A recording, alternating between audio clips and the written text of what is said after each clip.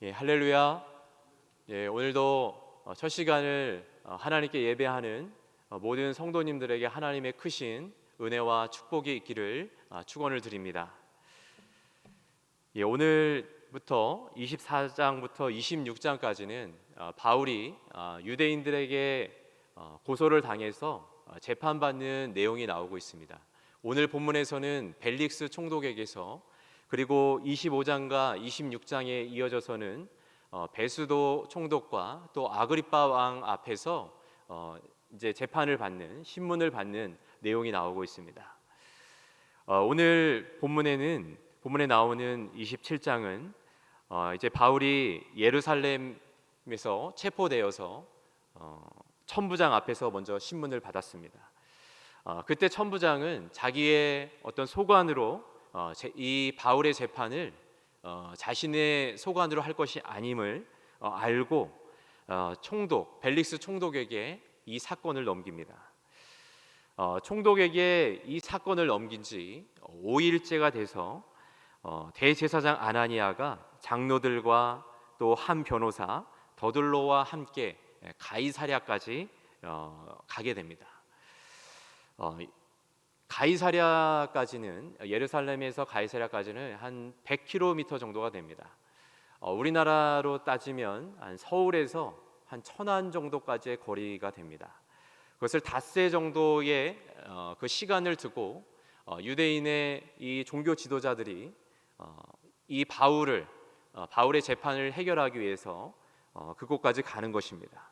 참 이 모습을 보면서 참 이들이 체면을 지키지 못하고 채통을 지키지 못하고 이렇게 가는 그러한 모습을 볼 수가 있습니다.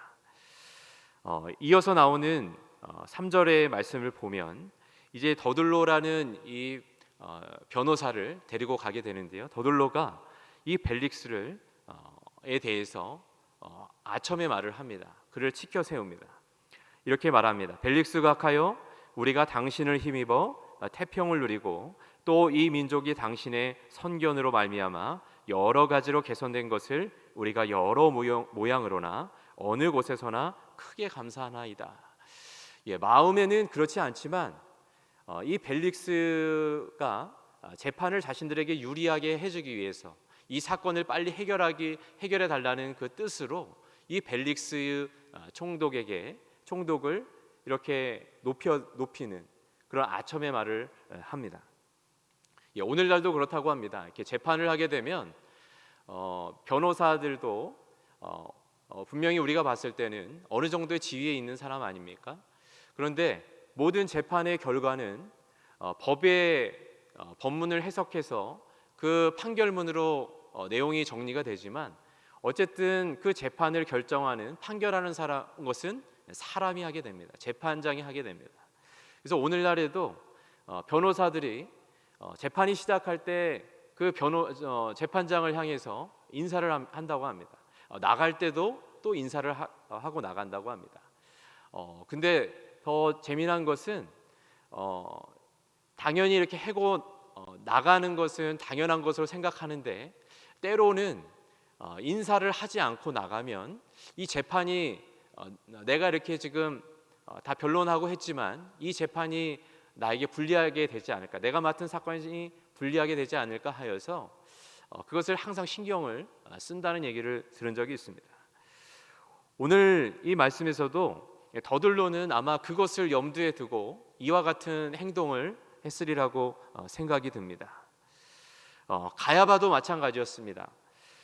예수님을 죽이기 위해서 빌라도에게 또 아첨의 말을 행했던 것을 우리는 잘 알고 있습니다.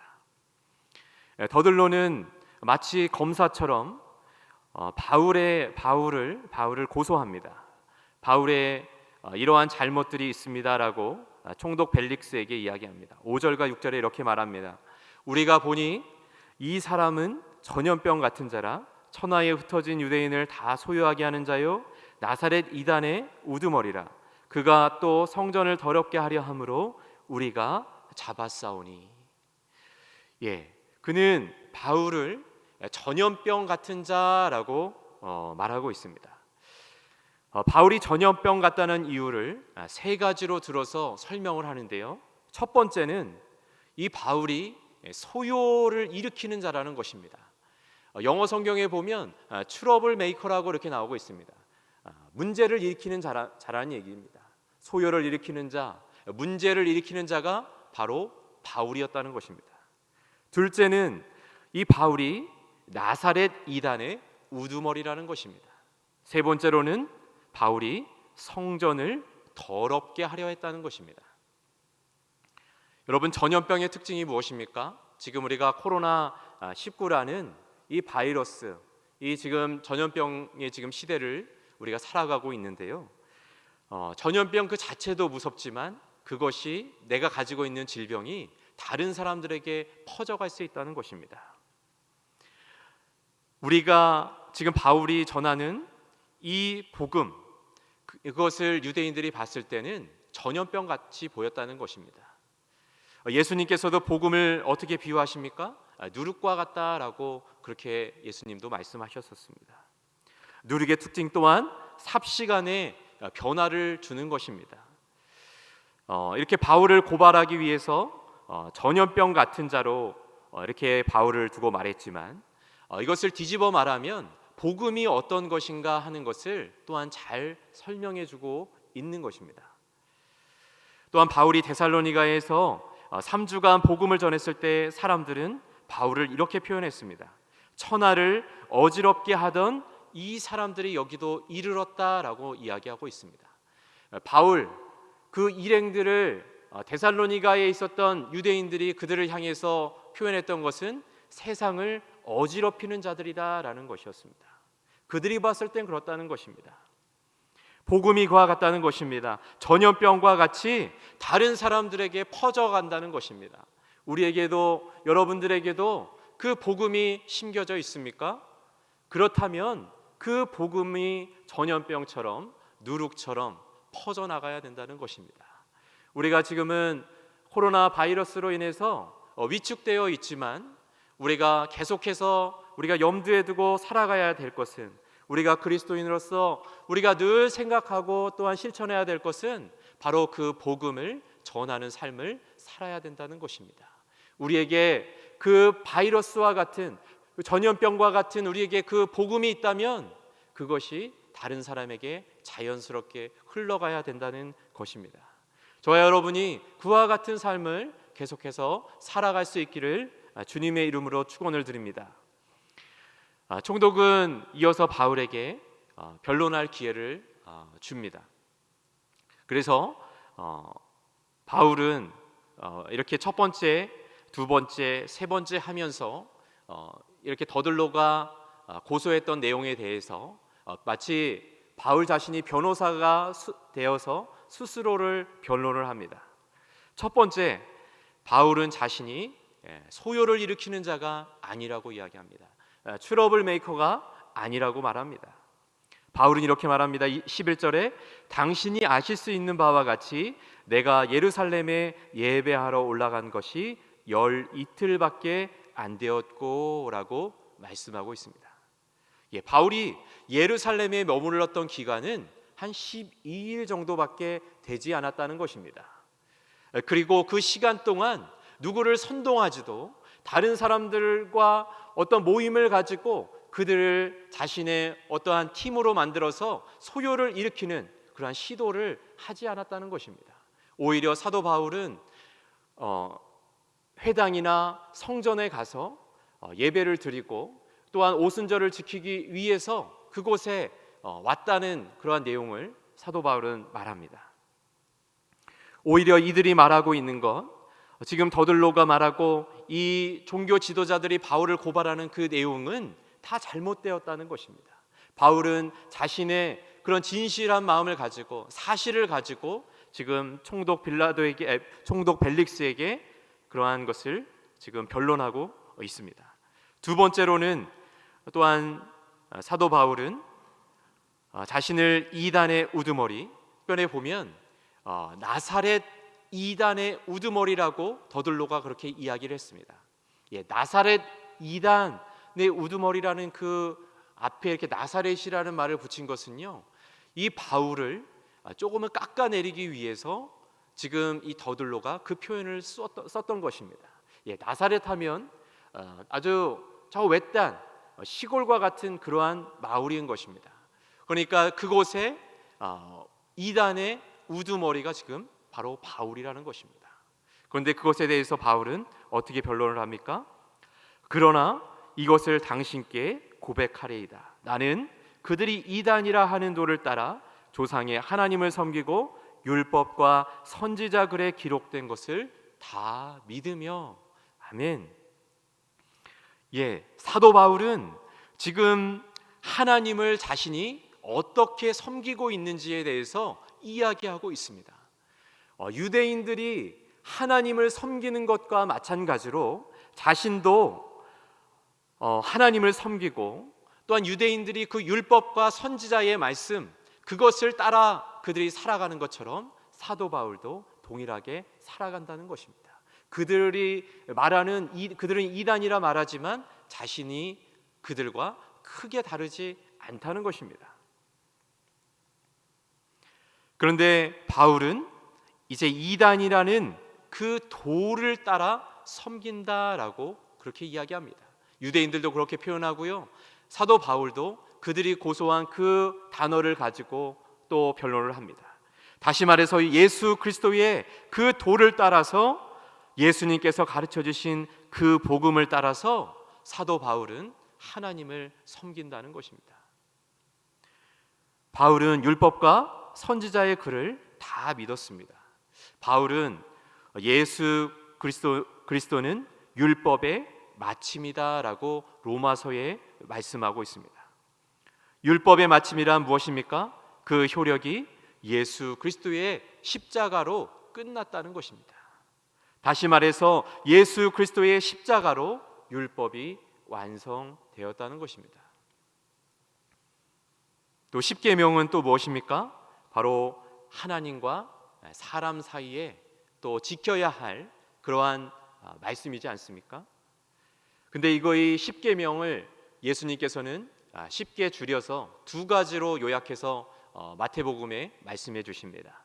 첫 번째는 무엇이었습니까? 마음을 다하고 목숨을 다하고 뜻을 다하고 힘을 다하여 주 너의 하나님을 사랑하라는 것이었습니다. 둘째는 무엇이었습니까?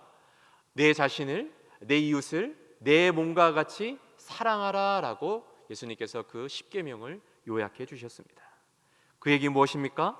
바로 이 유대인들이 중요하게 여겼던 그 십계명, 그 율법을 예수님께서 요약하셔서 바로 하나님을 사랑하고 또 이웃을 사랑하는, 그렇게 요약해 주신 것입니다. 세 번째로 바울은 나는 하나님께 향한 소망이 있다라고 15절에 말씀하고 있습니다. 그들이 기다리는 바 하나님께 향한 소망을 나도 가졌으니 곧 의인과 악인의 부활이 있으리라 함이니라. 아멘. 바울을 고발한 대제사장도 하나님께 향한 소망이 있었습니다. 그들의 소망은 메시아가 아직 오시지 않았기 때문에 그 메시아를 그들은 기다리고 있었던 것입니다. 그들은 이미 메시아 예수님이 이 땅에 오셨지만 그 예수님을, 그 메시아를 받아들이지 않았습니다. 요한복음 1장 10절에서 12절에 보면요, 이렇게 말씀하고 있습니다. 그가 세상에 계셨으며 세상은 그로 말미암아 지은 바 되었으되 세상이 그를 알지 못하였고 자기 땅에 오매 자기 백성이 영접하지 아니하였으나 영접하는 자 곧 그 이름을 믿는 자들에게는 하나님의 자녀가 되는 권세를 주셨으니. 아멘. 예수님께서 이스라엘 백성에게 메시아로 오셨지만 이들은 그 메시아를 대망하고 기다리고 있었지만 그 예수님을 영접하지 않았습니다. 왜 그렇습니까? 이들은 정치적인 메시아를 기다리고 있었기 때문이었습니다. 로마로부터 자신들을 해방시켜줄 그 메시아를 기다리고 있었던 것입니다. 그러나 바울은 하나님께 향한 소망은 무엇이었습니까? 바로 이미 오신 그 메시아, 바로 앞으로 또 재림하실 그 예수님에 대한 소망이었습니다. 그래서 우리가 신앙생활 할 때요, 유대인들처럼 자신들의 어떠한 고집을 가지고 자신들의 생각만 가지고 신앙생활을 해서는 안 되는 것입니다. 그들은 나름대로 자신들의 뜻을 정하고 자신들의 뜻대로 하나님을 잘 섬겼다고 생각했습니다. 그래서 하나님의 뜻을 따라서 또한 예수님을 못 박은 것을 그들은 잘했다고 착각하고 있었습니다. 그들은 하나님을 섬기는 그 목적이 잘못되었던 것입니다. 그들은 하나님을 섬긴다고 하지만 자기들의 그 목적을 위해서 섬겼습니다. 우리가 목적이 잘못되면 방법 또한 틀리게 됩니다. 목적이 선해야 방법도 선하게 되는 것입니다. 그들은 하나님을 열심히 섬기는 것 같았지만 하나님을 수단으로 섬겼던 것입니다. 16절 말씀에 바울은 이렇게 말합니다. 바울은 하나님과 사람에 대해 양심의 거리낌 없이 하나님을 섬겼다라고 그렇게 말하고 있습니다. 자신의 양심의 거리낌이 없이 하나님을 섬기고 또 이웃을 넘어뜨리는 그러한 행동을 사도 바울은 하지 않았다고 그렇게 이야기하고 있습니다. 성전을 더럽게 했다는 그런 고소의 내용에 대해서는 사도 바울은 19절과 20절에 이렇게 말합니다. 그들이 만일 나를 반대할 사건이 있으면 마땅히 당신 앞에서 와서 고발하였을 것이요, 그렇지 않으면 이 사람들이 내가 공회 앞에 섰을 때에 무슨 옳지 않은 것을 보았는가 말하라 하소서. 아멘. 우리가 앞장에서 보면 아시아에서 온 그 유대인들이 바울을 다른 유대인들에게 고소하는 그러한 내용들을 우리가 보았습니다.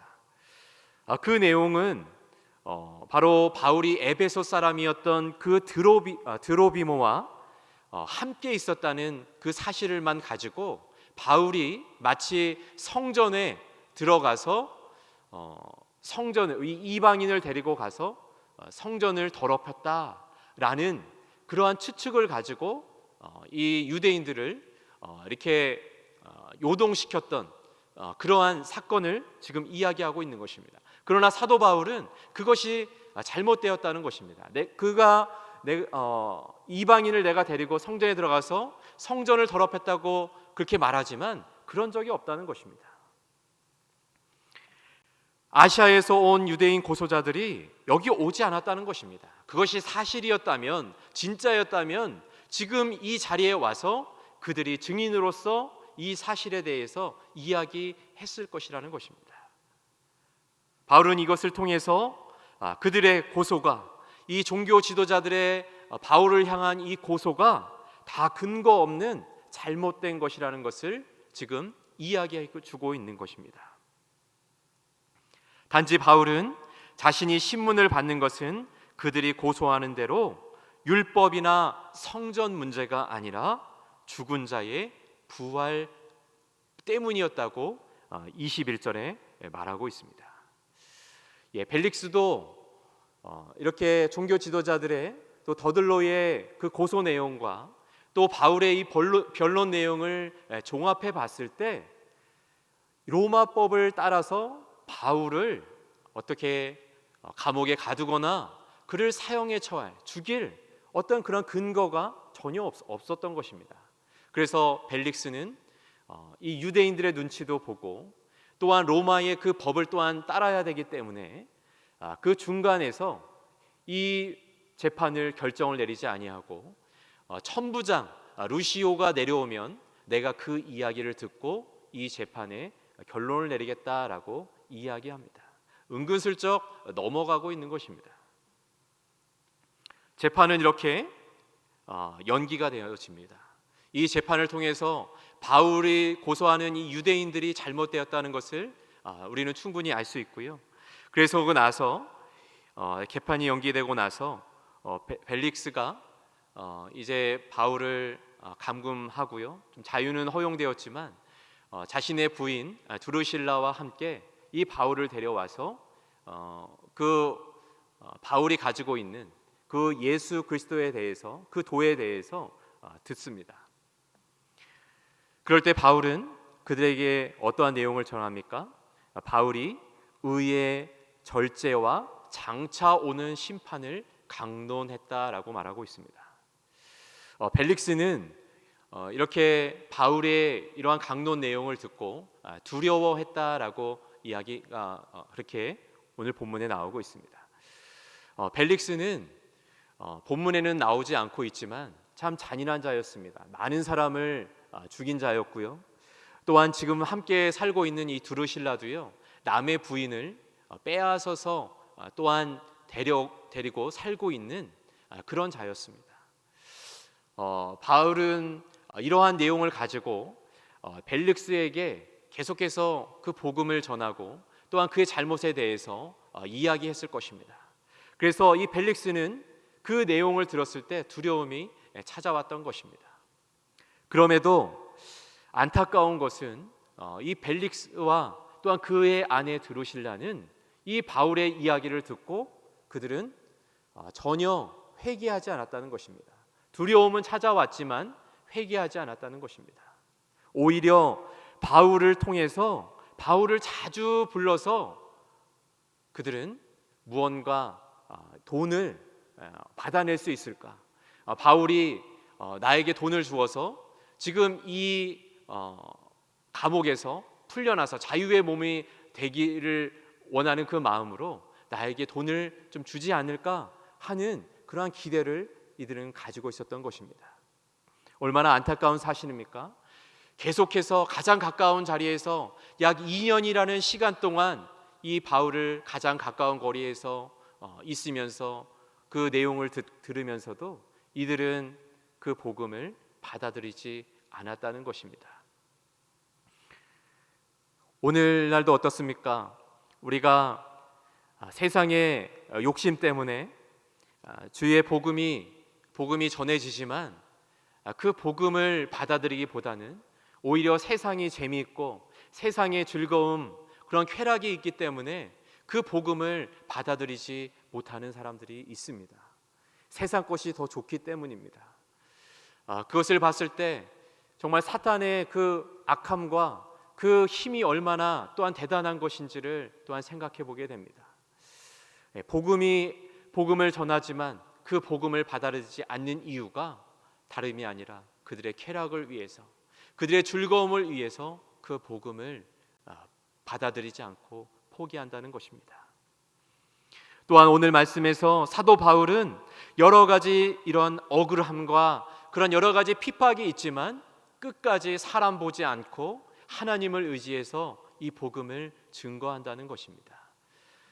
우리가 살아가면서 여러 가지 억울한 일을 또한 당할 때가 있습니다. 복음을 전하면서도요, 또 그리스도인으로서 살아가면서 억울한 일을 당할 때도 있습니다. 그럼에도 순간순간 오늘 바울이 이렇게 주의 복음을 끝까지 포기하지 않고 담대히 또 전했던 것처럼 저와 여러분이 그러한 삶을 살기를 원합니다. 바울이 전염병과 같은 자라라고 이야기했던 것처럼 또한 그가 많은 사람들을 어지럽히는 자라고 세상을 어지럽히는 자라고 그런 이야기를 들었던 것처럼 저와 여러분이 또한 우리 부산영락교회가 그러한 또한 세상의 이야기를 듣는 그러한 교회가 되기를 주님의 이름으로 축원을 드립니다. 기도하시겠습니다. 하나님 아버지, 오늘도 우리에게 귀한 하루를 주시니 감사합니다. 오늘도 하나님의 말씀을 통해서 또 깨닫게 하여 주신 것들 우리가 하나님 삶에 잘 적용하여서 살아갈 수 있게 하여 주시옵소서. 하나님, 오늘 바울이 또 여러 가지 억울한 일을 당했음에도 끝까지 그가 그것을 포기하지 않고 복음을 포기하지 않고 예수님을 포기하지 않고 사람을 두려워하지 않고 증거하는 것을 봅니다. 하나님, 우리도 세상 속에서 주의 복음을 더 증거하는 삶 살게 하여 주시옵소서. 정말 누룩과 같이 또한 하나님, 세상 사람들이 전염병과 같고 세상을 어지럽히는 자라고 이야기하는 것처럼 하나님, 우리가 또한 우리 부산영락교회가 그러한 아버지 삶을 살아갈 수 있도록, 그러한 사명 감당할 수 있도록 주님 은혜를 더하여 주시옵소서. 하나님, 코로나의 위협 속에서 하나님, 우리가 비대면으로 이렇게 예배를 드리고 또한 하나님 있습니다. 하나님, 우리가 어느 곳에 있든지 정말 하나님 더 깊이 대면할 수 있게 하여 주시고, 우리의 신앙이 하나님 떨어지지 않게 하여 주시고, 이 시간들을 통하여서 우리가 하나님 예배의 소중함을 더 기억하게 하시고 또한 알게 하시고, 또 하나님을 향한 더 사랑과 그 믿음이 우리가 더 커져갈 수 있도록 하나님 은혜 베풀어 주시옵소서. 하나님, 또 태풍 가운데 하나님 또 어려움에 빠진 자들이 있습니까? 하나님 위로하여 주시고, 하나님 그 모든 상황 가운데 어려움 있는 자들 하나님께서 해결하여 주시고, 하나님께서 모든 필요한 것들도 공급하여 주시옵소서. 하나님, 육신적으로 또한 정신적으로 또한 여러 가지 상황들로 인하여서 어려움 중에 있는 자들, 주님께서 피 묻은 손으로 그들 만져 주시옵소서. 주님께서 십자가에 울리신 그 보혈의 은혜가 그들 가운데 흘러가게 하여 주시고, 그들이 그 보혈의 은혜로 깨끗하여지는 정말 온전케 되는 역사 있게 하여 주시옵소서.